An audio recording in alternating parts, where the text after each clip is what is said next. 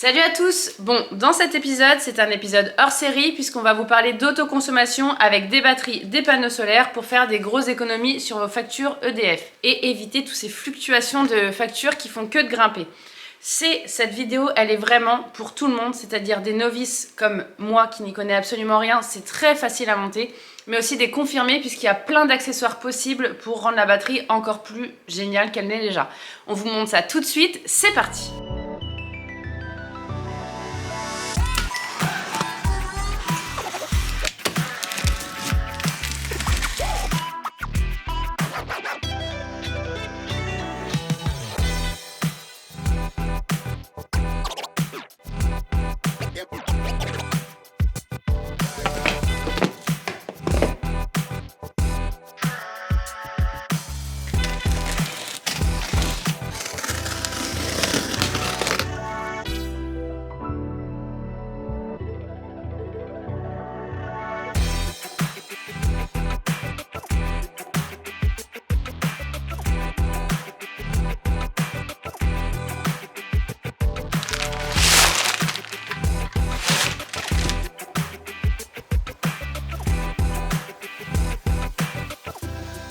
Donc je vous montre comment ça se présente. La première partie, c'est l'onduleur, c'est celle-là.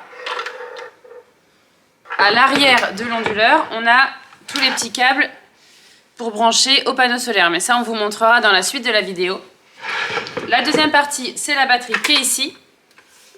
Donc en soi, ça ne prend pas beaucoup de place. Par contre, attention, c'est très lourd, donc c'est quelque chose qu'on ne s'amuse pas à bouger tous les jours. Et le côté pratique quand même, c'est qu'il y a des poignées de chaque côté, donc c'est beaucoup plus facile à déplacer.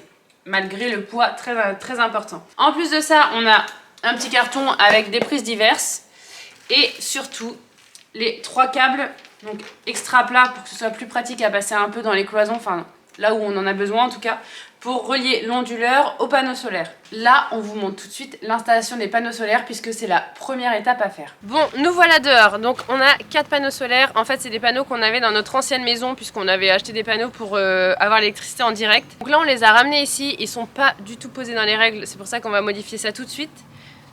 Parce que là, vous voyez, ils sont quand même très plats. Or, l'idéal, c'est que l'été, les panneaux ils soient à 30 degrés, puisque le soleil est haut, et l'hiver, plutôt à 60 degrés, puisque le soleil est plus bas. Donc nous, on va les mettre à 45, en gros, faire l'intermédiaire entre les deux, pour pas avoir à chaque fois rebouger au printemps et à l'automne. Dans tous les cas, ici, c'est du provisoire. Donc là, on va tout décaler. On va remettre nos palettes pour les mettre à 45. Mais plus tard, on veut beaucoup de panneaux solaires à un autre endroit du jardin qui n'est pas prêt. Donc c'est pour ça que pour l'instant, c'est sur des palettes. On enlève ça, on met nos palettes, on branche. Donc vous avez vu, on avait déjà prévu de toute façon nos gaines pour passer les câbles dedans jusqu'à la maison. Et ensuite, on vous montre tout ça.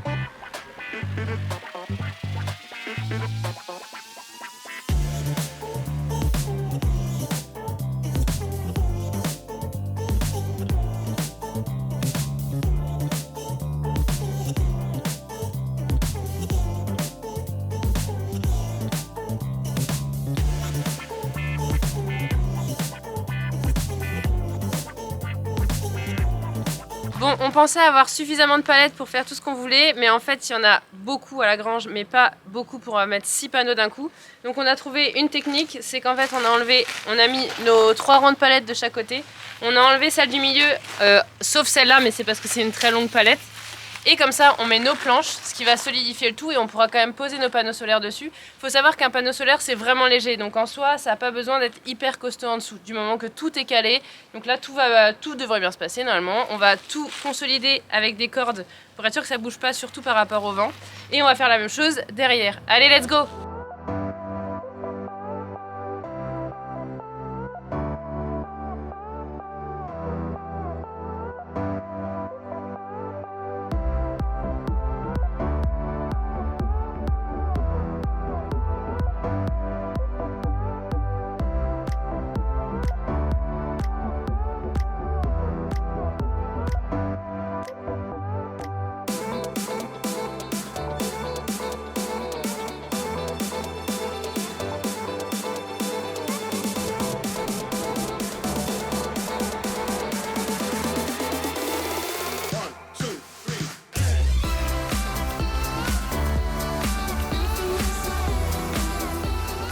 Bon, plan B, notre solution avec les palettes, ça ne fonctionne pas.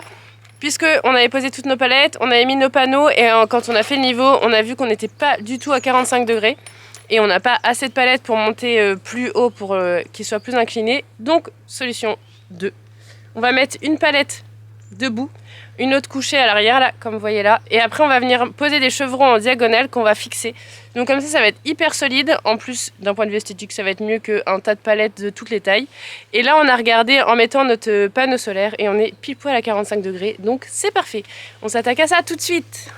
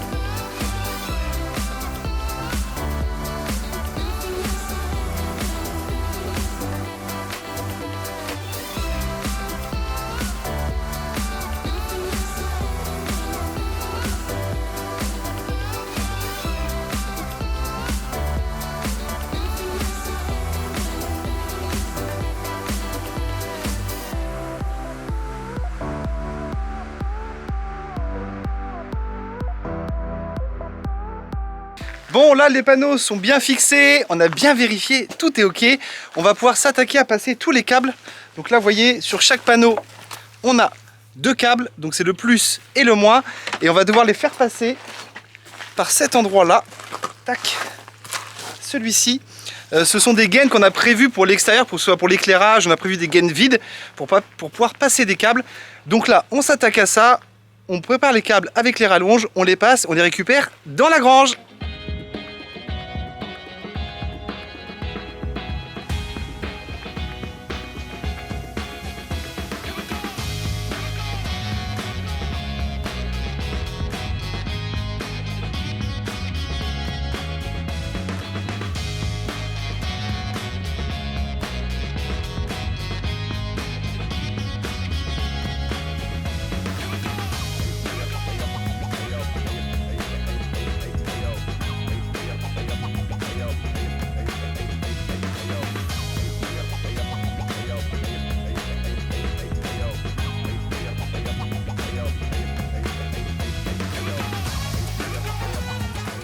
Maintenant qu'on a posé les panneaux, retour dans la grange pour présenter la batterie et l'onduleur et aller un peu plus dans le détail.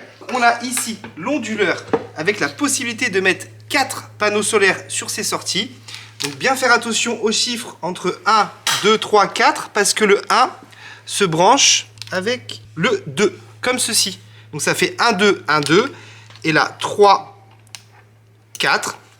3, 4 tout simplement pour le plus et le moins. Ensuite, on a la deuxième prise qui se trouve ici et qui est reliée à ceci, qui elle se branche sur une prise de courant pour envoyer le courant dans votre maison. Maintenant, on va pouvoir assembler la batterie et l'onduleur ensemble et pour ça, c'est ultra simple. Il suffit juste d'enlever le petit capuchon qui se trouve ici en caoutchouc pour protéger, ainsi que cette petite partie en plastique qu'on va dévisser tout de suite.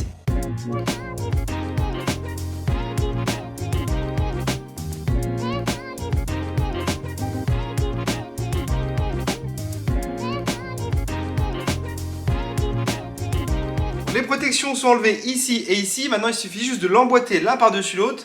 C'est vraiment très très simple. On vient et ça se clipse tout seul. Ensuite, on va venir poser deux protections sur les côtés qui sont ces deux petites choses-là qui vont permettre de bien lier l'onduleur à la batterie. Si on les déplace, ça évitera que l'onduleur tombe.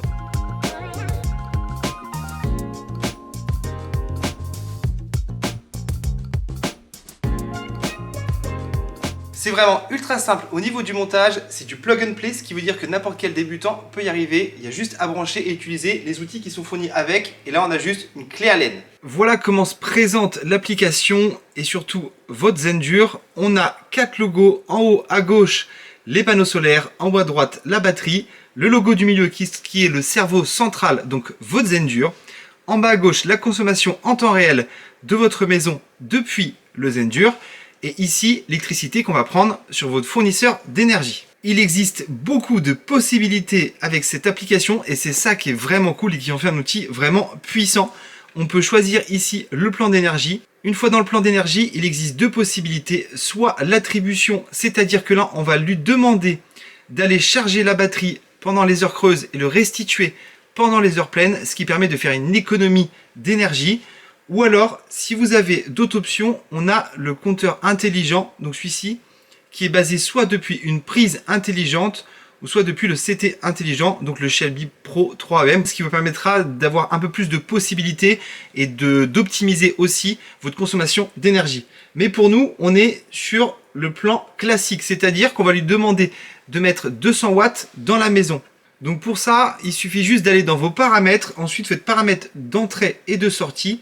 Là, les paramètres d'entrée, ça veut dire que à ce qu'on autorise notre Hyper 2000 à prendre sur le réseau EDF ou votre fournisseur d'énergie. Nous, on refuse. On met 0. C'est-à-dire qu'on n'autorise pas parce que ce qu'on veut, c'est vraiment consommer depuis les panneaux solaires qui se trouvent à l'extérieur de la maison.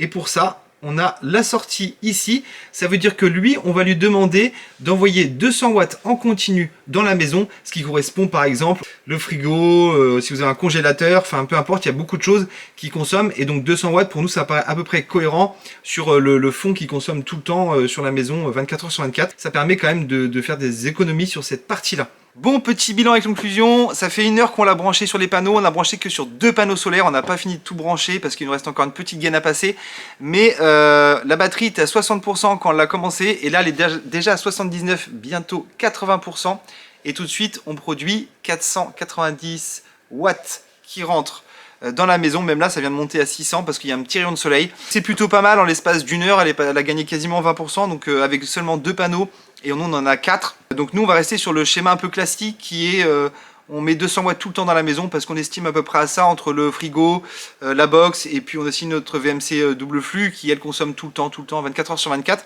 Ça permet franchement d'enlever ça, ça fait des belles économies. Maintenant on n'est pas 100% indépendant, ça c'est sûr, faut être honnête. Parce qu'il faudrait quand même beaucoup de batteries, beaucoup de panneaux et qu'il y ait quand même du soleil qui rentre assez souvent parce que si vous avez une semaine de pluie, c'est sûr que là, les batteries au bout d'un moment elles sont vides donc on va prendre sur EDF. Mais par contre ça fait vraiment des économies, ça faut dire ce qui est, ça fait des belles économies et ça c'est plutôt bien d'économiser notre bruit de fond qu'on a tout le temps à la maison. En attendant, la vidéo se termine, on espère que vous avez aimé ce nouveau format. Dites-nous si vous aimez en commentaire et puis mettez un petit like et si vous n'êtes pas abonné, abonnez-vous. Et puis on se dit à dans 15 jours ou à dans une semaine pour continuer les travaux ici. Allez, salut!